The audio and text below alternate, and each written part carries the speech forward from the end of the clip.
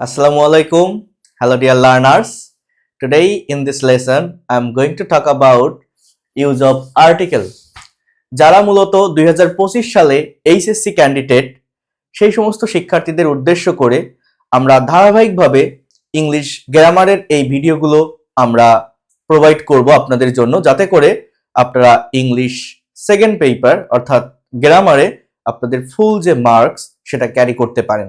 তো আপনারা জানেন আমাদের এইচএসসি ইংলিশ গ্রামার সেকেন্ড পেপারের একদম ফার্স্ট যে কোশ্চেনটা থাকে সেটা হচ্ছে এই আর্টিকেল থেকে আসে, এবং এখানে টোটাল 10টা ফিল ইন দ্য ব্ল্যাঙ্কস অর্থাৎ আমাদের শূন্যস্থান কভার করতে হয়, এবং এর ভিতরে আপনার 5 মার্ক থাকে অর্থাৎ 0.5 করে থাকে এক একটায়। তো এই আর্টিকেলস অনেক জটিল একটা টপিক ইংলিশ ল্যাঙ্গুয়েজে, আমরা অনেকেই মনে করি যে এটা শেখা অনেক কঠিন, অনেক বেশি রুলস রেগুলেশন আমাদেরকে রিড আউট করতে হয়, পড়তে হয়, মেমোরাইজ করতে হয়। বাট খুব সহজে কিভাবে আর্টিকেল সম্পর্কে ক্লিয়ার কনসেপ্ট রাখা যায় আমি সেই বিষয়গুলো আপনাদেরকে এই ক্লাসটি থেকে দেখাবো, এবং এগুলো দেখানোর পর এগুলোকে কিভাবে আমরা প্র্যাকটিক্যালি অ্যাপ্লাই করতে পারি সেটা বোর্ড কোশ্চেন সলভিং এর মাধ্যমে আমরা দেখাবো। আমরা প্রত্যেকেই জানি যে আমাদের প্রচুর বোর্ড কোশ্চেন সলভ করতে হয়, কারণ বিভিন্ন বোর্ডের কোশ্চেন কিন্তু আমাদের রিপিট হয় আমাদের যে মেইন এইচএসসি এক্সাম সেটা। তো যারা 2025 সালের এইচএসসি ক্যান্ডিডেট আছেন, ইভেন অন্য যে কোনো লেভেলের স্টুডেন্ট যারা এসএসসি বা অন্য বিসিএস ব্যাংক জবে ট্রাই করছেন, আর্টিকেল সম্পর্কে যাদের ক্লিয়ার কনসেপ্ট নেই, তারা এই ক্লাসটি যদি ভালোভাবে দেখেন আশা করি খুব সহজে আপনারা আর্টিকেল সম্পর্কে একটা কনসেপ্ট নিতে পারবেন। অর্থাৎ আমি এখানে 6টি রুলস জানার মাধ্যমে আর্টিকেল কমপ্লিট করব, জাস্ট 6টা রুলস নিয়ে কথা বলবো। যদি আপনারা মনোযোগ দিয়ে দেখেন তাহলে আমি মনে করতে পারি বা আমি এতটুকু বলতে পারি খুব সহজেই এই জায়গাটি সম্পর্কে আপনারা ভালো একটা কনসেপ্ট পাবেন। তো প্রথমত এই সেশনটিতে আমি 4টি রুল নিয়ে কথা বলবো, দেন নেক্সট সেশনে বাকি বিষয়গুলো নিয়ে আলোচনা করব। তো দেখেন, আর্টিকেল প্রধানত 2 প্রকার, আমরা প্রত্যেকেই জানি। এক নম্বর হচ্ছে ডেফিনিট আর্টিকেল, আর একটা হচ্ছে ইনডেফিনিট আর্টিকেল। ডেফিনিট মানে যেটা নির্দিষ্ট করে বোঝায় দা, আর ইনডেফিনিট মানে যেটা অনির্দিষ্ট করে বোঝায় এ এবং এন্ড কে আমরা ইনডেফিনিট আর্টিকেল বলি। এবং আর্টিকেলের একটা কমন রুলস বা নিয়ম আমরা যেটা চিনি বা জানি সেটা হচ্ছে নির্দিষ্ট করে কোনো কিছু বোঝালে তার আগে দা বসে, অনির্দিষ্ট করে কোনো কিছু বোঝালে তার আগে এ অথবা এন বসে। এখন এ বা এন এর পার্থক্যটা কি? আমরা জানি যে আমাদের যে ফিল ইন দ্য ব্ল্যাঙ্কসটা থাকে, শূন্যস্থানটা থাকে, তার পরের ওয়ার্ডের ফার্স্ট লেটার যদি ভাওয়েল হয় তাহলে এন ইউজ করি, যদি কনসোনেন্ট হয় তাহলে এ ইউজ করি। এটাও আমরা জানি, এটাও আর্টিকেলের কমন রুল যে ইংলিশ ল্যাঙ্গুয়েজে আমাদের টোটাল 26টা লেটার আছে, এর ভিতরে 5টা ভাওয়েল, 21টা কনসোনেন্ট। বাট এই ভাওয়েল বা কনসোনেন্ট এগুলো কিন্তু সাউন্ডের ভিত্তিতে হয়ে থাকে। অর্থাৎ আমি যদি একটা ওয়ার্ড আপনাদেরকে লিখে দেখাই, ফর এক্সাম্পল HONEST, এটার উচ্চারণ আমরা জানি এইস অ্যাজ আ লেটার একটা কনসোনেন্ট, বাট এই শব্দটার উচ্চারণ হচ্ছে honest.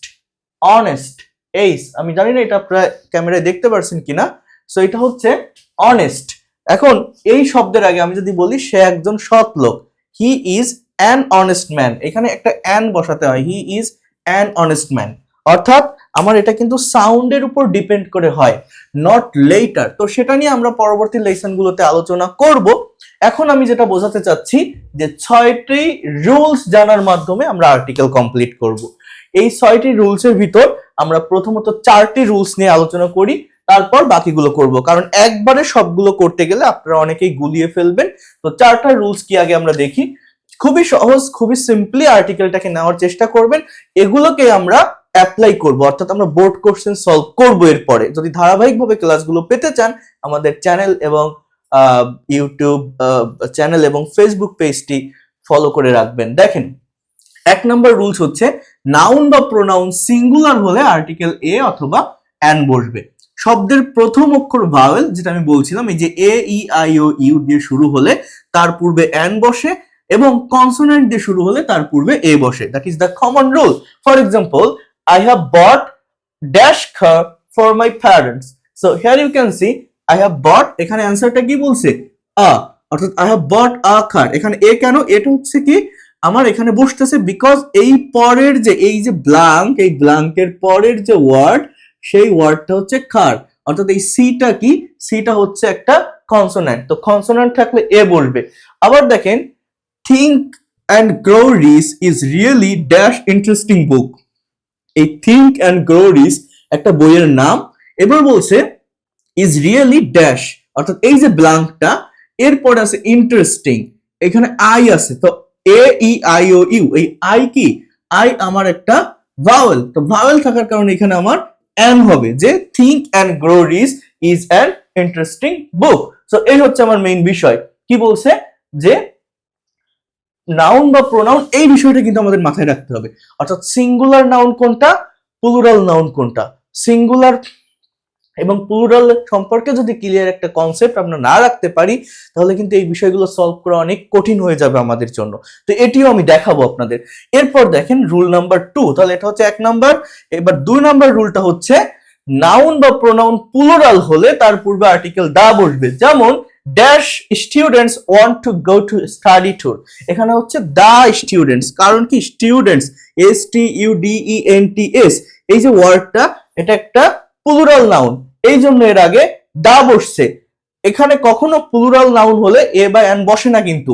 I know all dash people of my society, I know এই পিপল এটাও একটা plural noun, so I know all the people, I know all the people of my society. তাহলে noun বা pronoun plural হলে আমার কিন্তু দা বসবে, singular হলে এ অথবা এন বসে। এখন বিষয়টা বোঝার চেষ্টা করেন। আরেকটা রুলস, আমার রুল নাম্বার 3, সেটি হচ্ছে, আগে এটা একটু কভার করি। The plus noun plus of, দেখেন স্ট্রাকচারটা বোঝেন। শূন্য স্থানের পরে নাউন প্লাস অফ থাকলে সেই শূন্য স্থানে দা বসবে। কি বলছে, মনে করেন একটা ব্ল্যাঙ্ক থাকলো শূন্য স্থান, সেই ব্ল্যাঙ্কের আগে শূন্য স্থানের কোথায়, সরি শূন্য স্থানের মানে ব্ল্যাঙ্ক যেটা, যে শূন্য স্থানটা তারপরে যদি একটা নাউন থাকে এবং তারপরে অফ থাকে, তাহলে ওই ব্ল্যাঙ্কটাতে মূলত একটা দা বসে। For example dash scenery of Cox's বাজার ইজ ভেরি চার্মিং, তাহলে এখানে সিনারি এটা একটা নাউন, এটা কি অ্যাজ এ ওয়ার্ড একটা নাউন, এটা কি অফ একটা প্রিপজিশন, তাহলে শূন্য স্থান কোনটা, এইটা সিনারির আগে যে জায়গাটা আছে এটা শূন্য স্থান। তো বলছে এই শূন্য স্থানের পরে যদি একটা নাউন এবং তারপরে অফ থাকে, তাহলে ওই নাউনের আগে মানে আমার এই শূন্য স্থানে মূলত কি বসে, দা বসে। অর্থাৎ দা সিনারি অফ কক্সেস বাজার is very charming, the scenery of Cox's Bazar is very charming. Then dash water of Mum Company is very pure, অর্থাৎ মাম কোম্পানির পানি হচ্ছে খুবই পিওর, বিশুদ্ধ। তাহলে এখানে ওয়াটার এটা নাউন, ওয়াটার এটা নাউন, দেন অফ এটা প্রিপজিশন, তাহলে শূন্য স্থানের পরে, শূন্য স্থান কোনটা, এই ওয়াটারের আগে, তো শূন্য স্থানের পরে নাউন আছে অফ আছে, তাহলে এখানে আমার কি হবে, দা হবে। তাহলে আমরা 3টা রুলস কি শিখলাম। প্রথম রুলসটা দেখলাম নাউন বা প্রোনাউন সিঙ্গুলার হলে এ অথবা এন হবে, ভাওয়েলের আগে এন, কনসোনেন্টের আগে এ, এটা আমরা দেখলাম। প্লুরাল হলে দা বসবে। এরপর কি 2 নম্বর রুল ছিল এটা। এরপর কি যে নাউন একটা শূন্য স্থান একটা ব্ল্যাঙ্ক আছে, এরপর একটা নাউন তারপরে অফ, যদি এমন কোন জায়গা আমরা দেখি, তাহলে ওই ব্ল্যাঙ্কে ওই শূন্যস্থান জায়গাটাতে দা বসবে, এটা মাথায় রাখবেন।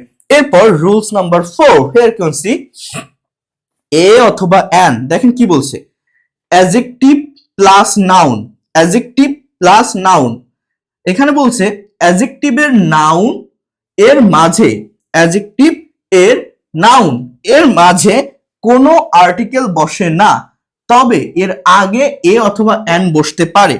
একটা এক্সাম্পল যদি আপনারা ভালোভাবে ফলো করেন, here you can see Elon Musk is dash intelligent dash inventor who invented resemble rocket.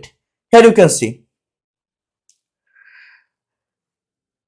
একটু ভালোভাবে এটা বোঝার চেষ্টা করেন। এই জায়গাটাতে আমার মূলত এলন মাস্ক ইজ, এরপরে দেখেন এইখানে একটা এন বসতেছে, এইখানে একটা এন বসতেছে, অর্থাৎ অ্যাডজেক্টিভ প্লাস নাউন, কথাটা বোঝেন। এইখানে আমার মূলত এই ইন্টেলিজেন্ট শব্দটা কিন্তু একটা অ্যাডজেক্টিভ, ইন্টেলিজেন্ট শব্দটা কি অ্যাডজেক্টিভ, ভালোভাবে বুঝবেন। এখন এই অ্যাডজেক্টিভের আগে আমি এন বসালাম, যেহেতু এখানে ভাওয়েল আছে তো এন হবে, এ হবে না, এন বসালাম। এইবার আরেকটা আমার ব্ল্যাঙ্ক আছে, তারপর আছে ইনভেন্টর, অর্থাৎ এই ইনভেন্টরটা কি, এটা কিন্তু একটা নাউন, তাহলে এই নাউনের আগে আমার আর্টিকেল বসবে না, কথাটা বোঝেন, নাউনের আগে আর্টিকেল বসবে না। আমার কি বলছে, অ্যাডজেক্টিভের নাউন এর মাঝে, অ্যাডজেক্টিভ আর নাউনের মাঝে আর্টিকেল বসে না। অ্যাডজেক্টিভ এখানে আর, অ্যাডজেক্টিভ আর, নাউনের মাঝে আর্টিকেল বসবে না, অর্থাৎ এটা অ্যাডজেক্টিভ এটা নাউন, এই দুইটার ভিতরে আমার ক্রস হবে, নো আর্টিকেল। ওকে, তাহলে আমার রুলসটা কি, আমার যদি অ্যাডজেক্টিভ প্লাস নাউন থাকে, অ্যাডজেক্টিভের আগে ব্ল্যাঙ্ক থাকলে সেখানে আমার আর্টিকেল বসবে, অ্যাডজেক্টিভের পরে ব্ল্যাঙ্ক থাকবে তারপরে নাউন, ওই দুইটার ভিতর অর্থাৎ ওই অ্যাডজেক্টিভ আর নাউনের ভিতর কখনো কোনো আর্টিকেল বসবে না।